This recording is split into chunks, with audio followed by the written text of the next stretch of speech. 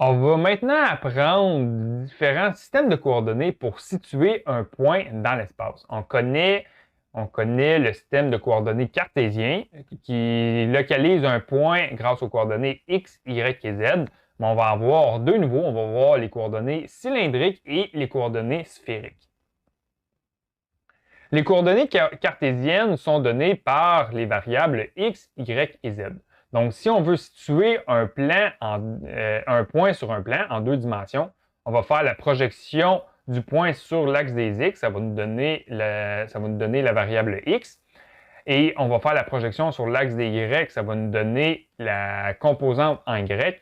Et l'élévation, donc la distance entre notre point et le plan OXY, ça nous donne la composante en z. Maintenant, on va utiliser un nouveau système de coordonnées qui est le coordonnées polaires en deux dimensions ou on l'appelle le système de coordonnées cylindrique si on travaille en trois dimensions. Donc, au lieu d'avoir les variables x, y et z, on va travailler avec deux nouvelles variables qui est θ et r pour le rayon. Donc, pour localiser un point, au lieu de faire la projection sur l'axe des x puis la projection sur l'axe des y, on va calculer la distance entre notre point et l'origine. Donc, ça va être la composante R, qui est le rayon, et l'angle par rapport à l'horizontale, par rapport à l'axe des X. Donc, on va se déplacer depuis l'axe des X dans le sens anti-horaire et l'angle qu'on va avoir par rapport à l'axe des X horizontal dans le sens anti-horaire, ça va être notre angle θ. Et au niveau de l'axe des Z, si on travaille en trois dimensions, ça ne change pas.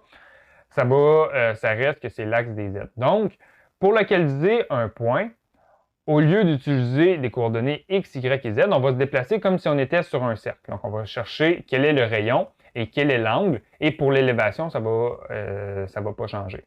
Donc ça, ce système de coordonnées-là, le système de coordonnées polaires ou cylindriques, va nous être utile si, par exemple, on veut décrire un cylindre dans l'espace. Donc, un cylindre dans l'espace, vous allez voir, ça va être plus difficile d'écrire l'équation. L'équation va être plus complexe si on utilise un système de coordonnées cartésien, tandis que si on utilise un système de coordonnées cylindrique, ça va être très simple à décrire.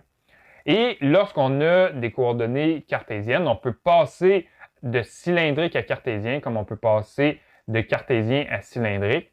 Donc, si on a un système cylindrique, si on a un système de coordonnées cylindrique et qu'on veut passer à cartésien, on va utiliser le cercle trigonométrique.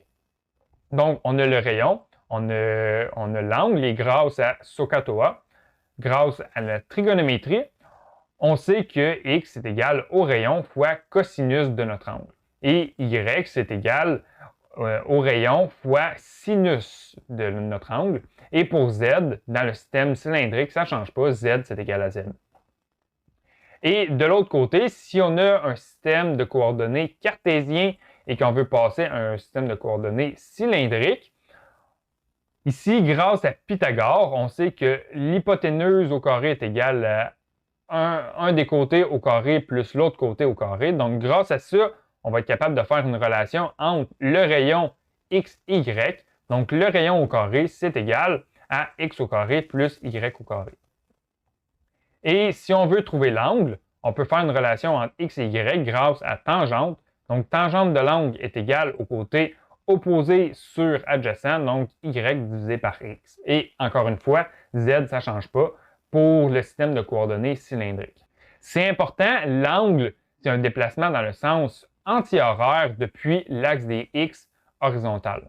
Ensuite, un autre système de coordonnées qu'on va utiliser en trois dimensions, ce sont les coordonnées sphériques. Donc, au lieu d'avoir le rayon, d'avoir θ et d'avoir z, on a toujours θ, mais là, on va avoir ρ, puis on va avoir phi.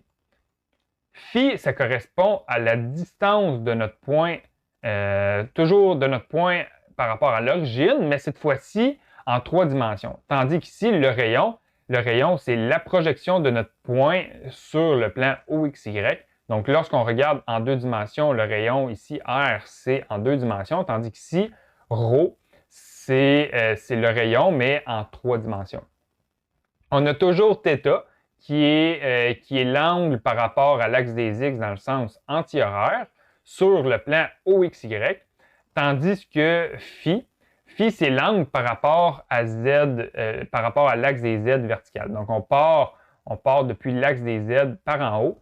Et plus qu'on descend, plus que l'élévation diminue, notre angle phi va augmenter. Le système de coordonnées sphériques va nous être utile si on veut décrire, par exemple, une sphère dans l'espace ou bien une ellipse dans l'espace.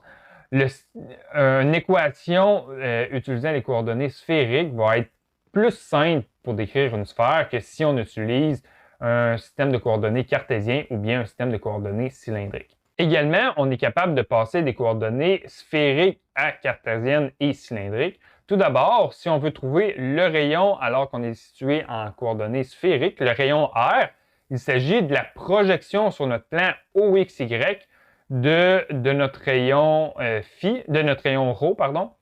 Donc, pour calculer notre rayon R, on va prendre ρ qu'on va multiplier par sinus de notre angle phi.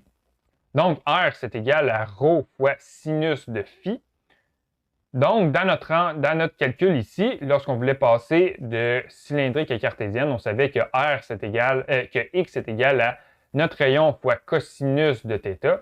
Donc, on va reprendre la même équation, mais on va remplacer R par notre équation de R qu'on a trouvée ici. Donc, grâce à cette relation-là, on est capable de trouver les coordonnées cartésiennes à partir d'un système de coordonnées sphériques. Même chose avec Y. En remplaçant notre rayon ici par le rayon qu'on a trouvé là, on est capable de passer des coordonnées sphériques à cartésiennes. Et Z, comme on avait trouvé la projection de notre rayon ρ sur le plan OXY, si à la place on fait la projection sur notre axe des Z en utilisant cosinus au lieu de sinus, on va être capable de trouver notre dimension en Z ici. Et finalement, si on a des coordonnées cartésiennes, on est capable de passer à sphérique assez facilement. Encore une fois, grâce à Pythagore, donc on va prendre x au carré plus y au carré plus z au carré, et ça va nous donner la distance ρ au carré. Encore une fois, l'angle θ, c'est l'angle par rapport à l'axe des x dans le sens antihoraire, et l'angle ρ, c'est l'angle par rapport à l'axe des z vertical. Je sais, ça peut sembler extrêmement complexe à première vue. On va faire quelques exercices maintenant en lien avec le système de coordonnées cylindriques et sphériques. Et on va faire d'autres exercices plus tard. On va intégrer ce système de coordonnées-là dans d'autres exercices plus tard dans le cours.